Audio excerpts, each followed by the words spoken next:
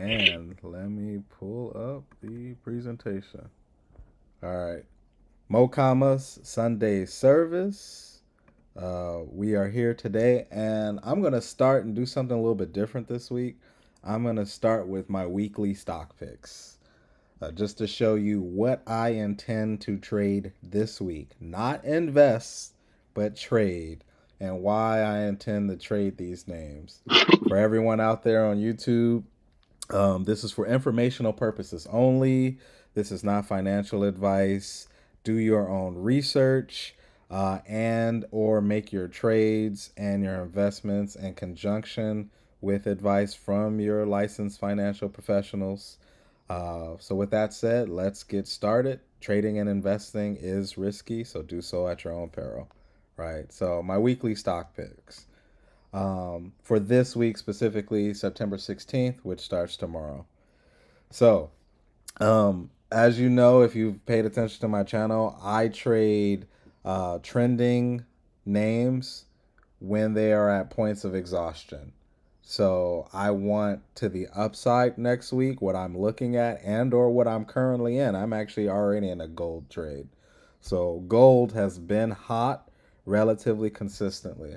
So when we're talking about sectors, so I like to trade pullbacks on hot sectors, specifically with either calls or with by selling put spreads, buying calls or selling put spreads.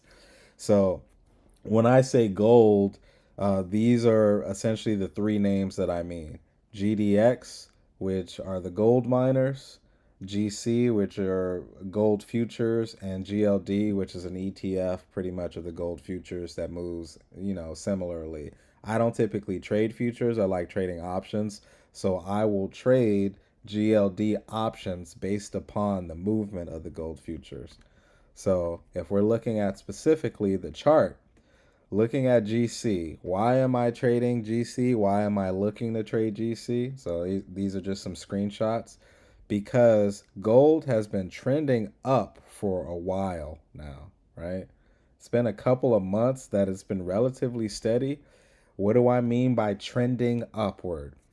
Look at these moving averages. If you understand my system, this yellow or this gold line right here is the 200 exponential moving day average. You'll see it starts from the bottom left and moves upward, which is indicative of a long-term trend.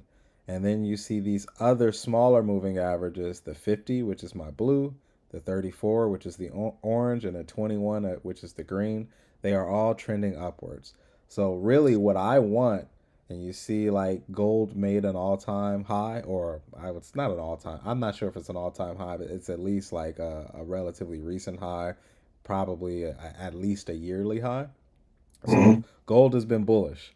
So I want that to pull back to somewhere around one of these EMAs, or I use a daily price movement range tool from Simpler Trading, and that's what I'm looking for, is a pullback to some a more reasonable level and a check back, and then expecting it to go up again, because typically the things that are trending are more likely to keep trending from a probability standpoint. So that's an instrument that I want to take to the long side. If it pulls back, is going to be GC through GLD, which is the ETF version of the GC, the gold futures. GDX, which is the gold miners. This has also been a pretty steady trend as well, but you see it's more volatile, right? But it's been trending upward. You have the 200-day moving up, the 50-day moving up, the 34 moving up, and the 21 moving up. So personally, me, I'm more likely to trade GLD because GDX is more volatile, but this is also a trending name, especially look over the one, two, three, four, last 5 days. You've had green candles the last 5 days.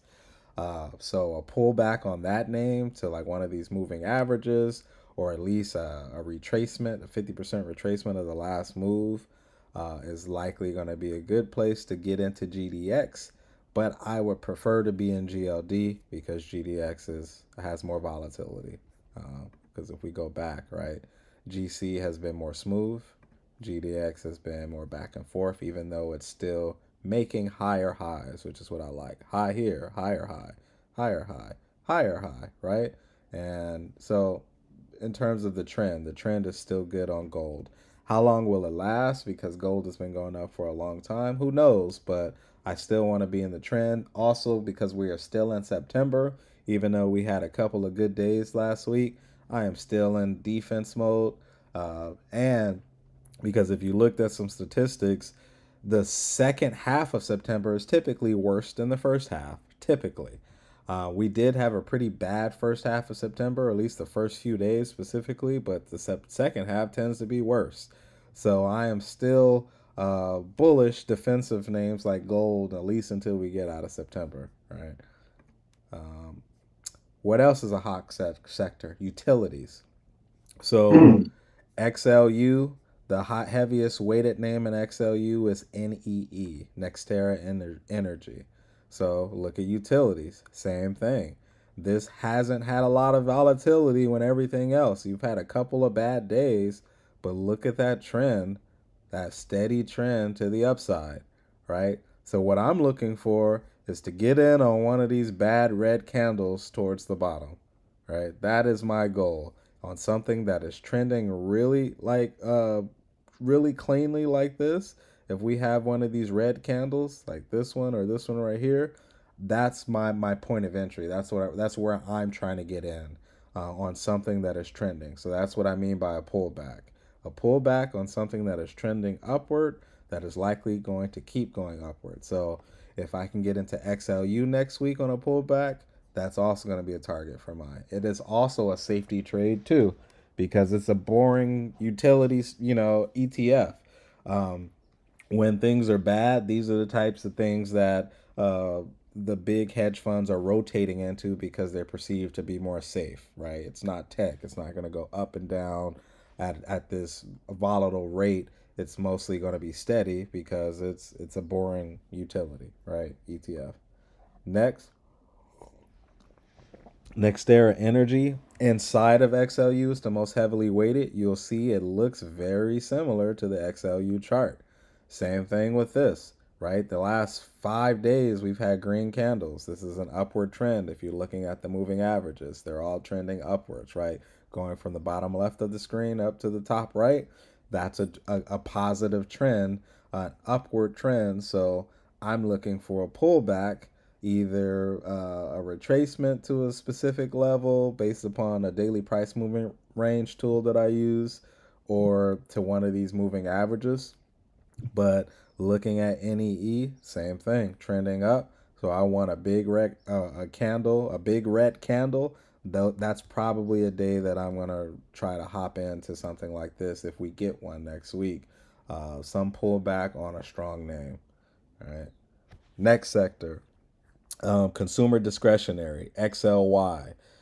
However, even though Tesla and Amazon are the heaviest weighted in XLY, I don't like the way their charts look. So what I'm focusing on is going to be XLY itself, HD, Home Depot, McDonald's, or Lowe's, because those charts look better. So even though Tesla and Amazon are going to move this sector, they look like they're mostly consolidating to me, and they're sideways and they're not trending. I like trading pullbacks on trending names, and Tesla and Amazon aren't trending as strong as XLY itself, or even more HD, McDonald's, and Lowe's. All right, and so what do I mean by that? Look at XLY over the last 5 days. We have five green candles, right? I actually got in on this day last week. I feel like I got, no, maybe it was this day, and I made like a couple $100, then got stopped out at break even or a little bit less than break even. So I ended up breaking even on that trade because this candle came a little further down than I was anticipating. But I got in at the bottom of this candle when we had a little slight pullback that day. It went down a little further. I wish I would have held a little bit further. I would have got this huge chunk of the move. But the important thing is I didn't really lose money. But I will try this again, right? This isn't trending as strong because if you look at the 200, it's trending upward, but it's not as strong of a trend. The the lower moving averages are trending a little bit better. But just over the last week, I love the strength over the last week, and then if you look over the last like month or so, it's been a pretty decent trend from this bottom here, and consistently going up, right? So if I can't trade XLY itself, the strong things within XLY that aren't as heavily weighted as Tesla and Amazon are Home Depot, right? If you look at the last 5 candles, they look very similar to XLY. So trading Home Depot on a pullback. McDonald's is trending even stronger, right? So look at how rapidly these curves of these moving averages are coming up above this 200. McDonald's is an even stronger trend. So I'm looking at McDonald's next week on a pullback on a big red candle. Lowe's has been trending pretty strong. I like its trend a little bit better too, right? Because these are going up a little bit at more of an angle, more parabolic. So if we can get a pullback on Lowe's, I like that as well. Why I am not trading Tesla, if you look at Tesla, it's been mostly sideways. Look at these moving averages. They're moving pretty much, flat. I want to see something like this, right, where they are moving up. This was a trend in Tesla that I would have wanted to trade a pullback in potentially. But here, all of these moving averages are pretty much flat. Yes, we have 5 really positive days, but like I'm looking for a stronger trend, and maybe we get a stronger trend in the middle of the week. But as far as the beginning of the week, I'm probably leaving Tesla alone. Same thing with Amazon. Amazon looks better than Tesla, so I would probably prefer to trade Amazon before I trade Tesla. But same thing, the moving averages are relatively flat. So we're moving sideways rather than going up. That could change by the middle or the end of next week, where I might decide to get into Amazon. But I am more likely to be trading Lowe's, McDonald's, HD, or XLY itself next week because there are stronger trends, especially looking at McDonald's. McDonald's probably has the strongest trend um, in terms of like what order I would trade, or I would love to get a trade. I would love to enter McDonald's just looking at the chart probably more than the rest of these, but I'll be looking at the other ones as well. But McDonald's looks like the strongest trend. Lowe's looks pretty strong too, right? Even over HD. Lowe's trend looks stronger than McDonald's. Or I mean, Lowe's and McDonald's look like the strongest trends in XLY. Um, so that's what I'd be looking to trade. Potentially Amazon too looks stronger than Tesla, but it's flat. The moving averages are flat. So I usually like to trade things that are actually in trend, right? What else? I've been talking about this for 3 or 4 weeks. If you've been trading XLP consistently for 2 or 3 weeks, I even think I'm in an XLP trade right now where I'm up like 800 to $1,000 on it right now. I've been dipping in and out of XLP the last few weeks. It's been the strongest area. I had a couple of bad trades on financials last week, but my trades on XLP is what's propped me up and kept me profitable. Um, XLP, inside of it, Walmart, Coca-Cola versus Pepsi. I had a really good trade on Pepsi last week or a week ago that I finally closed out. Colgate, Philip Morris, and what is this? Altria Group, I think. I don't know why it's symbols MO, but it's the Altria Group. It's similar to Philip Morris. It's a tobacco stock. All right. So XLP, look at I've been talking about this for 2 or 3 weeks, right? And Isaac, you've been on. XLP has been on a tear, right? Consistently.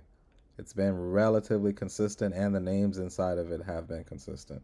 So same thing until we get out of this September, which is typically seasonally the worst month, right? People want safety. What's safety? What's more safe than consumer staples? Things like Procter and Gamble, Walmart, Costco, Target, Colgate, Coca-Cola, Pepsi, right? That's what's inside XLP. That's boring stuff that are necessities that people are going to buy even if we're in a recession or if the economy's bad. So they're safety stocks to a certain extent, right?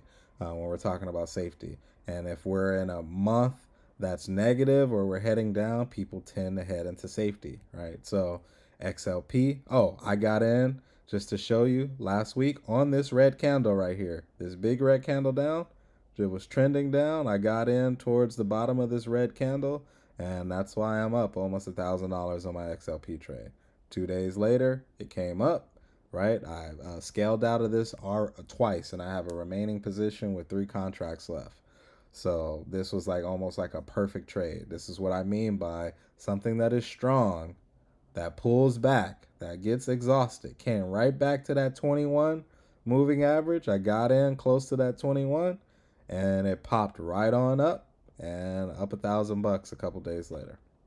Right, this was almost like a picture perfect trade, and a sector that has been really strong that had a bad day, getting in on a bad day of a sector that's been really strong. That's typically how I trade. So XLP, Walmart has not come back. I've been trying to get into Walmart for 3 weeks now, and I've had levels for it, and Walmart just won't go down. Even on its days where it has red candles, it hasn't had a big red candle, which is typically a signal for me to get in. It's had these small red candles, and then it just keeps going back up, and it's at an all-time high ever since it reported earnings on this day right here. So I've been trying to get into Walmart. It's heavily weighted in XLP, which has been extremely strong. It's been an extremely strong stock inside of an extremely strong sector. It just hasn't pulled back enough for me to get into it. But I've been waiting for Walmart for 2 weeks. So if we finally get a pullback on Walmart, that's one that I want as well for a trade. Coca-Cola, same thing. I've made some decent money off of this the last 2 or 3 weeks, but I've missed kind of getting back in this thing.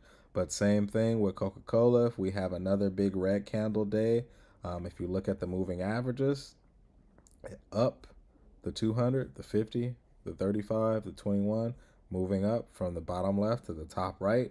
So it's been relatively strong. It's also inside XLP, which has been relatively strong as I've just shown you. So getting maybe a deeper pullback on this, potentially this week. I'll probably hop back into Coca-Cola too. The one reason I didn't hop in last week is because I already hopped into XLP, right? So it would have been on this candle, this red candle right here where my cursor is, this blue. I don't know how I can get rid of this blue circle, but this candle right here, instead of taking Coca-Cola, because I felt like Coca-Cola may have already been more exhausted, well, not exhausted, but it already had a lot of upside. I decided to take XLP, the entire sector, instead of taking Coca-Cola itself on that day, which worked out better actually because Coca-Cola didn't hop up. It had 2 green candles, but even on this day, could have potentially stopped me out on Friday because of how low it went. But XLP has been stronger than Coca-Cola itself, and I don't like to have too much exposure in the same sector, so I took XLP instead of Coca-Cola. But I am looking for a deeper pullback on Coca-Cola next week. Colgate, same thing. I was looking at this as well, but I took XLP instead because Colgate is inside, and XLP, the sector, did perform better than Colgate itself. But Colgate has had a really strong trend over the last couple of months. It's a safety stock. It's boring. No one's on TV talking about this damn thing, which is where I like to be. I like to be in the places that nobody's talking about because then the trade gets less crowded. Um, the last thing that I typically want to hear, or I know when my trade is over, is when CNBC is saying, "Oh my God, consumer staples are going up. Everyone should hop in." That's when I'm selling. You if everyone's talking about it, then it's too late almost. So I want to be in these names before everyone's talking about it. Then once everyone's talking about how much they've gone up, then that's probably when I'm selling, or I'm going to go look for another sector that's trending, right? Also, Philip Morris, same thing. Look at how strong these trends are. So a pullback on this, and looking at this, I should have got in on Thursday. That looked like a really good low on Thursday to get in. Almost hit that 21. That would have been a great day. But if we get a pullback on Philip Morris, I like that as well. And Altria Group, same thing, right? If we would have got in on, see, that's Friday, third, like that Wednesday, the same day I got in on XLP, this would still be around even right now, but it hasn't popped up. But, if we get another decent pullback on this, something else, look at the trends. The trends are going up. That's what I'm looking for. A pullback on a trending name, something that's already strong. So, if we're talking about weakness, right? So, we were just talking about buying calls or selling put spreads, which are bullish trades. Now, if we're talking about weak sectors, what has been consistently weak over the last couple of weeks have been energy and oil stocks, oil producers, uh, energy stocks, specifically OIH, which is an ETF, XOP. OIH has been the worst. XOP has been the second worst. XLE is the third worst in terms of the ETF versions of the energy stocks and oil producers, right? And then specifically individually, Schlumberger, SLB, and Chevron, CVX have been pretty weak as it relates to individual names. So looking at OIH, now we're talking about the opposite. Look at these things trending downward, right? So if I'm looking to short something next week, I don't really short shares. I'll buy puts or I'll sell call spreads, right? I'm looking for a pop up to one of these moving averages or using my daily price movement range tool to that daily price movement range, which is similar, not completely like an ATR tool, but it's kind of similar to like an ATR tool. I'm looking for a pop to, let's say, an ATR, which is this red line, or to one of these moving averages, and then I want to buy puts or sell call spreads to short it going down once it gets exhausted to the upside because these have negative trends, right? So that's OIH. Look at XOP. And this is what I was talking to you about, Isaac, next last week. Like, you may have made some money shorting XLP when you did, but that is not a high probability trade. You want to short weakness. If you would have shorted XOP right here or right here, you would have probably done really well, right? Especially right here. If you would have shorted it at this high, you had all of this move down. You want to short the weakest things and you want to take the strongest things long. So I'm looking for pullbacks on the strong things, and I'm looking for pops to the upside on the weak things to short, right? At points of exhaustion. So that's XOP. This is XLE, same thing. You'll see these moving averages crossing the 200, which is bearish momentum, uh, specifically in the energy and oil sector. So what I'm looking for is for XLE, instead of XLE having a bad day, I want XLE or OIH or XOP to have a good day on a really green candle. That's when I'm going to look to short it because it's going to be exhausted to an upside when it has a negative trend over the last couple of weeks or the last month, right? Same thing with Schlumberger. That's what I'm looking. Man. Yep. Huh? Yeah. Yeah, I needed some rest, man. Yeah. Yeah. You gonna put in today? Yeah, I'm already here, pretty hard. Yeah. All right. Yeah. Mute yourself, Isaac. 25. So hopefully, I know 25 usually flows. So hopefully I can. Yes, sir. Isaac, mute yourself, sir. Oh, sorry. Yeah. So same thing on SLB, right? I'm looking for a pop to the upside. So as in the strong sectors, I'm looking for red candle days. On the weak sectors, I'm looking for green candle days. If we have a massive green candle to the upside, or like for instance on this day, like here, like this turned into a red candle, but like I'm looking for something where it's going up and then shorting it at the top near a moving average or a daily price movement range, and then coming back down on the weakest stuff in the market. Same thing with CVX. I set this up last week and I never got the green candle that I wanted. Same thing. Look at the moving averages. You'll see the yellow is on top in the strong sectors. The yellow, the 200-day moving average was at the bottom. So that's like showing us there's flipped sentiment. This is weak. The longer moving average is heading downward and is on top of the shorting moving averages, which means we have a negative trend. So I'm looking for a green candle pop up to a daily price movement range, an ATR, a moving average to short CVX, which is a stock within the weakest sectors of the market. Right.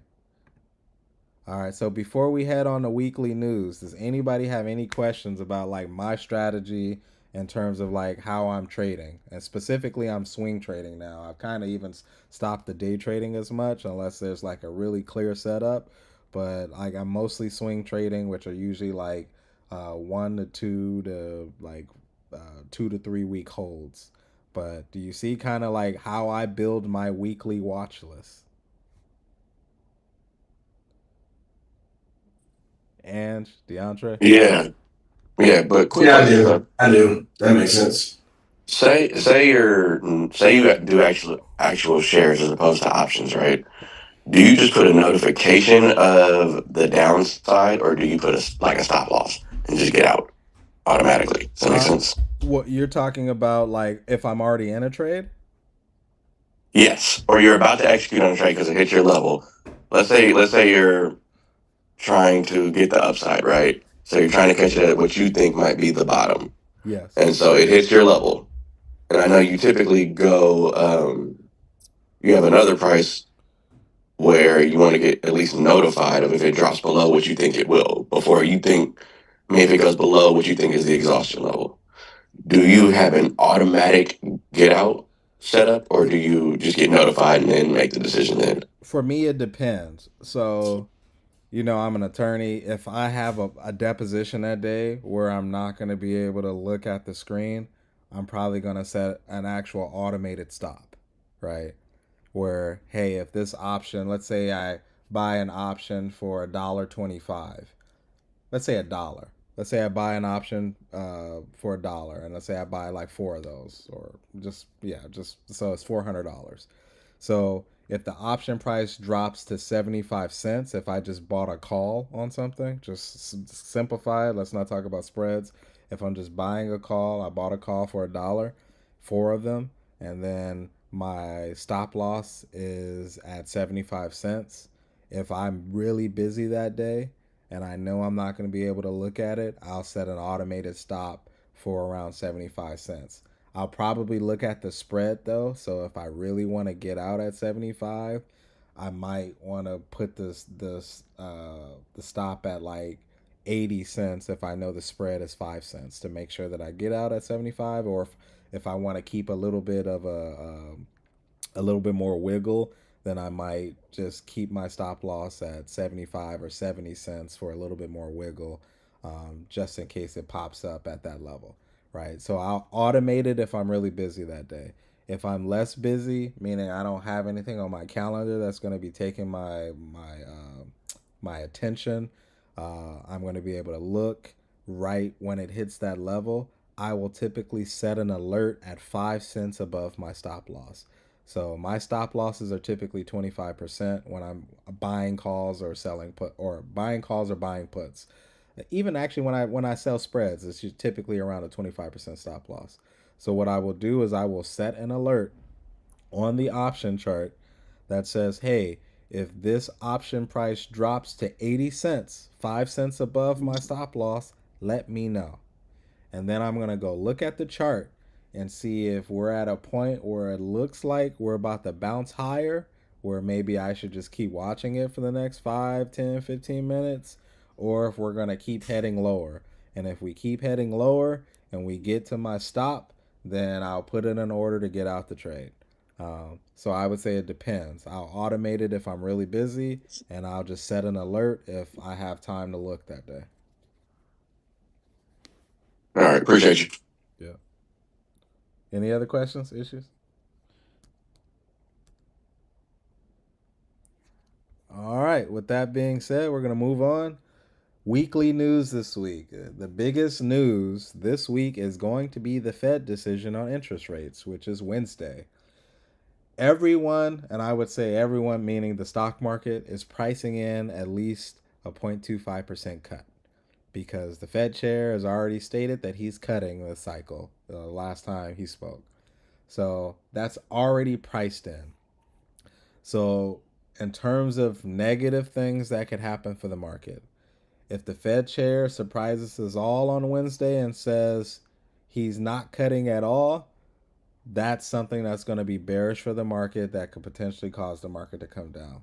But everyone's pricing in that he's at least going to cut 0.25%. If he cuts 0.5%, that's going to be bullish for the market because everyone's only expecting, or a vast majority of people is only expecting, 0.25% cut to the Fed rate, not a half a point cut. So if he does cut a half, then I think that's going to be relatively bullish for the market. This is where the saying goes: "Don't fight the Fed."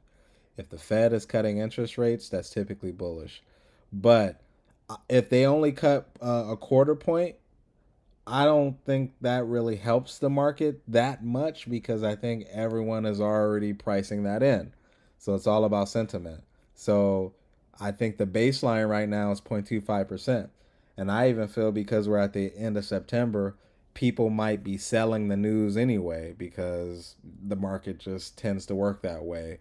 If everyone's going to be reporting on the news, oh my God, the Fed is cutting a quarter point. Well, we kind of already know that, right?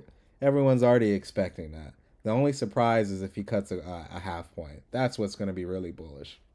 If he cuts a quarter point, I have a feel like people are going to be probably shorting the pop on the interest rate cut that we all know is coming. People are going to be waiting for the market to hit a certain level, then they're going to short it because seasonally we're still in September, and I still feel like there's a lot of bearishness out there. So I feel like if the rate stays the same, and this is my opinion, if the rate anticipation cut stays the same at a quarter percent, um, then I think we either stay flat, kind of where we are, or we go down after we hit like a certain level.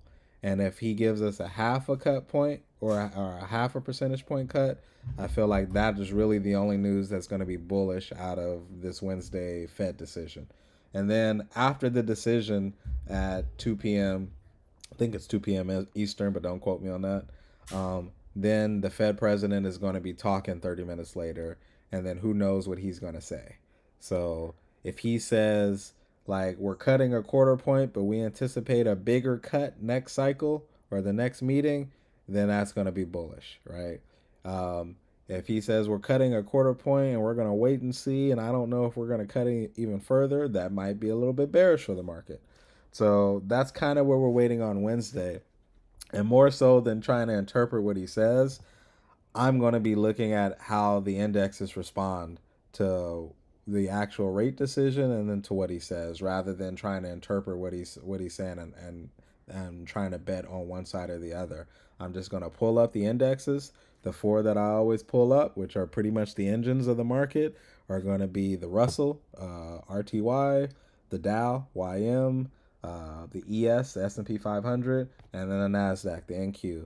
And then if you pull those up on 5-minute charts while he's speaking, or at the announcement of the FOMC decision, you can see how the market is going to react to whatever just happened, rather than trying to guess or how they're gonna react. Go look at the chart. Go look at a 2-minute chart. Go look at a 5-minute chart, and go see exactly when a news release and see how it's affecting like the market participants at that time. That's how I know and I can confirm whether or not what they do or what they're announcing is bullish or not. Just go look at how the market's reacting. All right, is there a big sell-off once they announce the rate decision, or is there a big gain after they announce the rate decision and after the Fed chair speaks on Wednesday, right? And that's how you know, hey, are we still bullish or are we about to be bearish? And just remember, we are still in September, which is historically the worst month. I've held all of my positions, which I'm glad I did because we pretty much gained most of our losses back. I think Thursday, Friday of last week. So I'm glad I held everything. And then making a little bit of money on the trading side at the same time, trading like these safety names and staples. Um, and then on Thursday next week, we got FedEx earnings. That's always something that I look at too because it's kind of like a barometer for the economy. If FedEx does a lot of shipping, and if shipping is up, that means the economy, people are still spending and whatnot. If FedEx reports terrible earnings, then that's kind of a barometer that, hey, people are buying less stuff, which is bad news, which means the stock market might react negatively to that, specifically in the consumer staple side, which is the area that I'm trading. So this is going to be something for me to watch out for. And I might even hold off on some of my swings until Wednesday is over, Or if I'm getting into swings this week, I want to get in on Monday, hopefully have an upside day on Tuesday, scale out, and then I would rather be in a position to scale out on Tuesday before the Fed makes a decision and maybe FedEx earnings specifically for the XLP sector. Um, More so, the Fed decision is going to be a hotter news event than FedEx earnings, but unless FedEx really tanks. But that's kind of what I'm going to be looking at to say, hey, if I'm getting into a swing, can I get into a swing on Monday? And if we get a decent pop on a swing that I get into a Monday or Tuesday, I might think about a time based exit on Tuesday afternoon if something is flat or I haven't been able to scale out because there's likely going to be some volatility on Wednesday around this FOMC decision and then Fed Chair Powell speaking, right? All right, that is my presentation, my revamped, more professional presentation for y'all this week. Any comments? Love it, love it. Right? Anything y'all want to look at? Any stocks you want to look at specifically in the last 10 minutes we got? I like NVIDIA, so let's get into NVIDIA one time again. All right, always with the NVIDIA. See, but this is what I'm saying too. Like, right, I own like almost 300 shares of NVIDIA, but I have not really been trading it because there have been better things to trade in the market. Because NVIDIA has been mostly going sideways, right? It's popped. I love the last, what, 5 days, especially what's this, Friday, Thursday? I loved Wednesday last week, right? Got back above the level because I think on my IRA, my average price. Can you guys see my screen? Can you see my chart? Yes. Yeah, I can. Yeah. All right. So looking at what's my NVIDIA, my trade price, my average price, because I averaged down into NVIDIA and my IRA is 106.7. So if it stays above 107, I'm gravy. And my wife's account, it's 108.5, right? So if it stays above like 110, I'm gravy. So the fact that it's back up to 120, like I feel good. And what brought it up is the CEO on this day, Jensen Wong, had a press conference and really like pushed up the stock with his comments, saying that AI has a lot more room to keep going. That he's seeing I believe he said he saw a lot more orders coming through, or is very confident about the orders coming through from NVIDIA. So it popped up after that day, after a lot of negative news, um, as it relates to the delay in its chip release from Blackwell and whatnot, right? Which is the name of its next AI chip. But other than that, right, like NVIDIA has been doing pretty well, but it's sideways. Look at the trend. This 200 moving average is almost flat, and these moving averages are flat. So right now, NVIDIA is sideways. That's kind of how I interpret it. Um, I wouldn't trade this right now because I only trade things that are trending positively or negatively. And that's what I mean. Like, I don't care what the trend is. I just want a trend. I want a positive trend or I want a negative trend. If we have a positive trend, I'm gonna take it to the long side on a pullback. If it's a negative trend like the energy sector is, then I'm gonna short it. I just want it to be going one direction or another. I just don't want it to go sideways. So I like Nvidia long term, which is why I own it. And my buy-in price is around like right here for my account. My wife's account's like right here. But I don't really want to trade this right now. If it pops up to the upside and starts making new highs, then I'll trade it on a pullback. Or if it starts going negative, and it has a long ways before it hits this 200 moving average, right? And I got an alert here. This is probably where I'd buy some more. It's right there around $95, around the 200 moving average. Um, but unless it gets close and these start coming down below this, I'm not going to short it unless I see these moving averages moving below this longer term moving average. And I'm not going to take it long unless I see some more parabolic movement on the moving averages up. So I like Nvidia long term as a stock. I don't like it right now to trade or to day trade or swing trade it personally. Good info. Appreciate that. Yeah. Anything else y'all want to look at? Any other stock? What about Google and Amazon? How they been doing? I already showed you Amazon. Uh, from an investment standpoint, I would want I would want Amazon if it came back down here, which it hasn't. And that's I just want to show you I'll have alerts on almost everything that I want to own long term, just in case it hits a level, and then I'll just buy it at that level. So I do want to own Amazon if it gets close to like 157 to $155 to $157, but who knows if it'll get there. That's my level that I really want Amazon.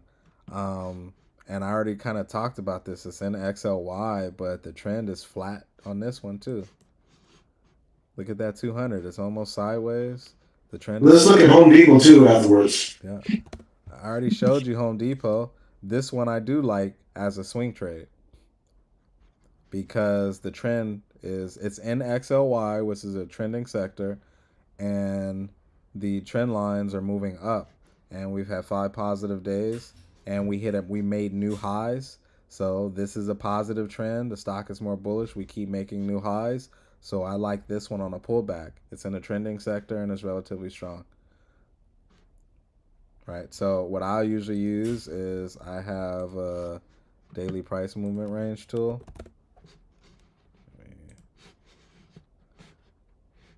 It does cost, so I'm not gonna tell y'all it's free.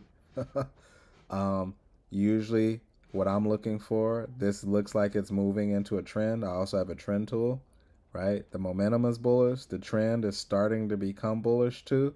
So if it comes down and this range is going to be different on Monday because these are pretty dynamic and they change based upon the day. So on HD, what I'll be looking for is whatever this candle is on Monday coming into this gray range. If it gets there, I think about a trade there, because it's a trending name inside of a trending sector. What is this? Now, this tool that you're paying for right now, do you feel that it has made a difference with what you're trading, and has it, paid for itself? Absolutely, but it's the entire system. So I use what's her name? Her name is Raji Horner from Simpler Trading, and I'm in a mastery, an options mastery called Sector Secrets, and pretty much is exactly what I'm showing you guys right now. Is trading sectors that are hot, that are trending when they pull back, trading weak sectors when they pop up. Same thing. So if we're talking about the names I was just talking about, OIH. Conversely, I want to catch the red candle in this yellow zone, which means that we have a negative trend, bearish trend, right?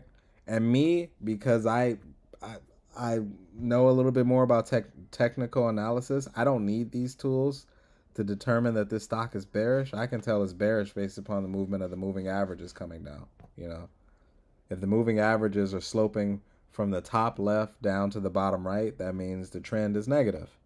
So if I have a negative trending stock, that's what I want to short. I don't want to short the strongest things in the market. Things that are likely to go, that are going up, are likely going to keep going up. That doesn't happen all of the time, but the probability is that it's going to keep going up. Things that are going down are likely to keep going down. So I just want to go find weakness. If I'm shorting and I think September is a bearish month or the market's going down, I want to go find the weakest sectors and then short those things. And then if I think the market's still going up, we're still in the bullish trends, then I want to go find the strongest things in the market and then get those things when they pull back, right? So this is the tool that I typically use. If it gets in this yellow on something bearish, then that's when I'm going to buy puts versus, what did I say, XLP, right? I want these green candles with green trends, green momentum, when they pull back into this gray zone, which is typically also, which is crazy, not crazy, but you see these green dotted lines, which are my ATRs, they tend to be in the same place that my ATRs are at too. So it's kind of like double, triple confirmation for me, you know.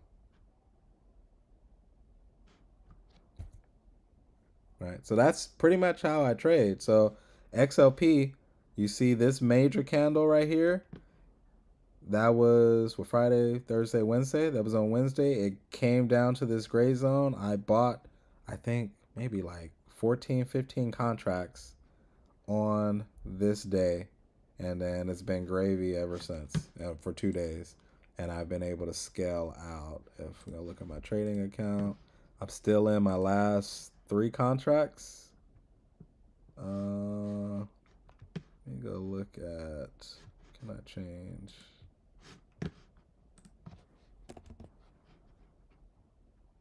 Yeah, open.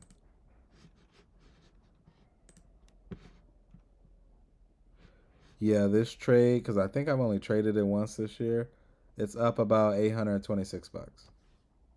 Gold, same. See, some of these same sectors I've been telling. I'm up on my gold trade about almost $1,000. I'm up on my XLP trade about $800.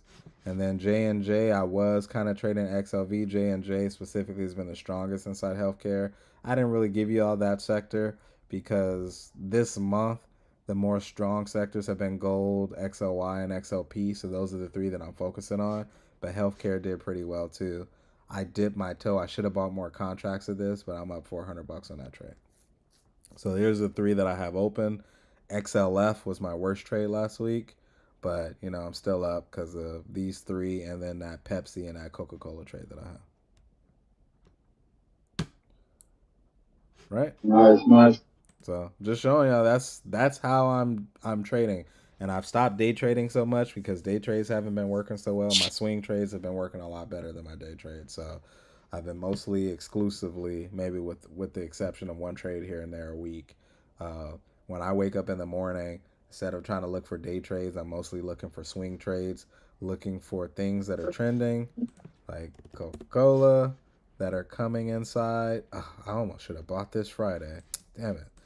I wasn't looking Friday. I should have bought Coca-Cola on Friday because it meant, unless this happened potentially pre-market, like this would have been a perfect place to buy Coca-Cola.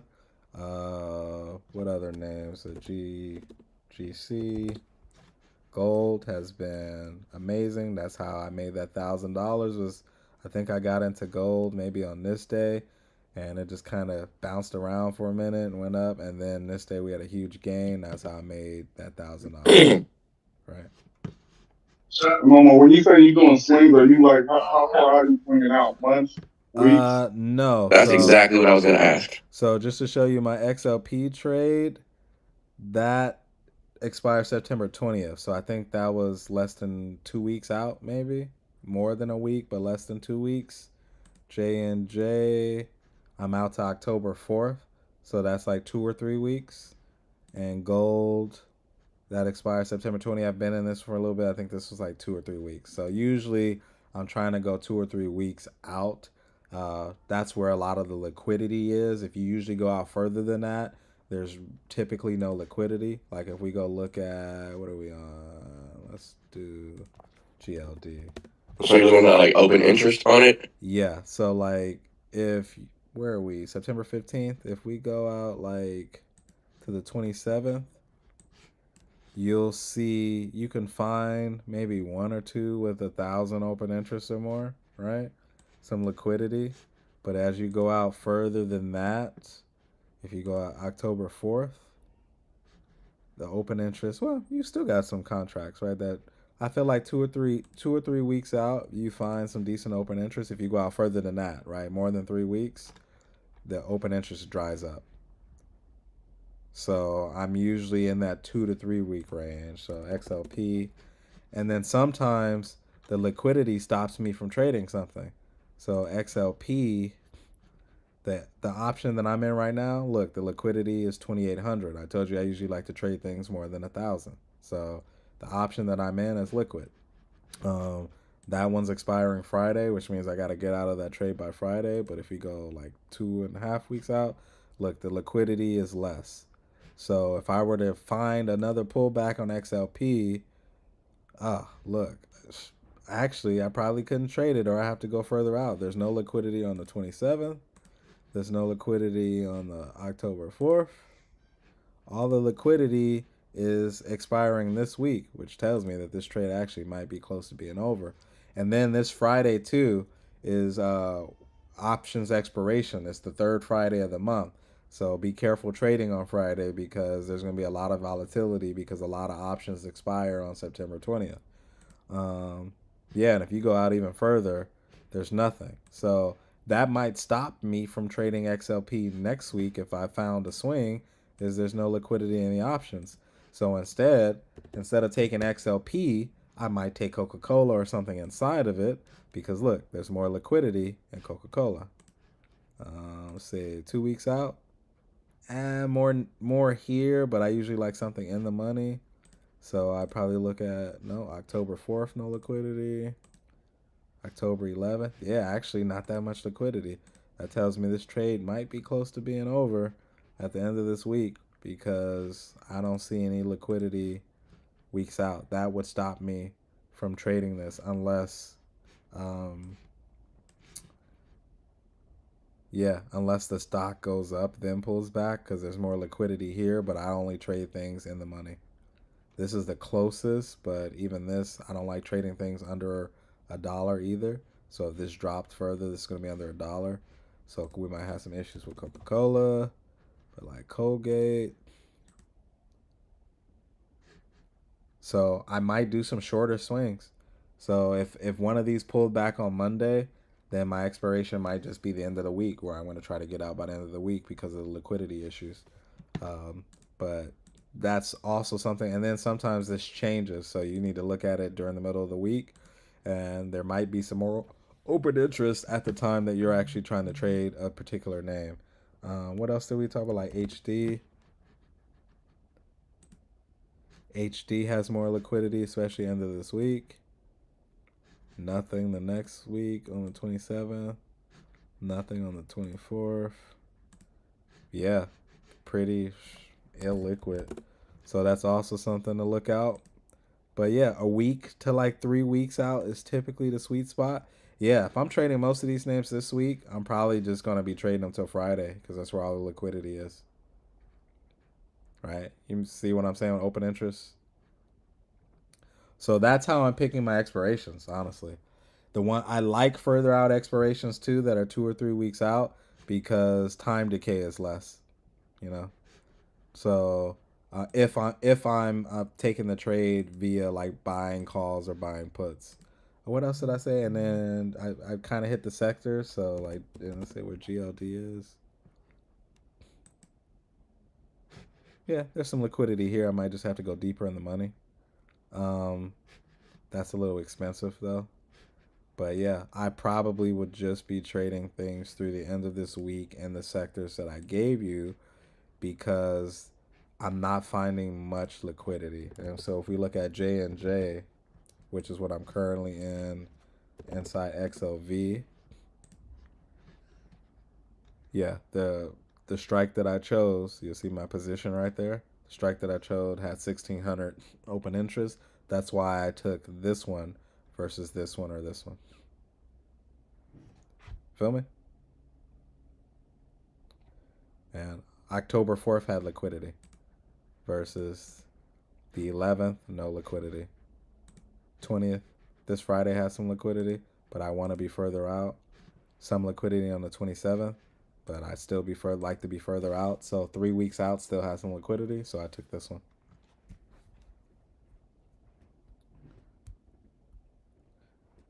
Right? So, and then that gives me more time. It gives it more time to go up, especially if I could scale out. Did I scale out of J&J? No, I think I just moved my stop to break even. No, I did scale out. I only have one. I only have one left. So I actually did sell one of these because I was up like 50%. Um, I wish I would have took more contracts. I was up 50%, so I sold one. I bought two, sold one. So this trade is I'm pretty much playing with house money at the moment. All right. Anything else? Any other questions and like how I trade and why? Oh, that was great, man. Appreciate it. You picking up that open interest has made life a lot easier too when trading. Yeah.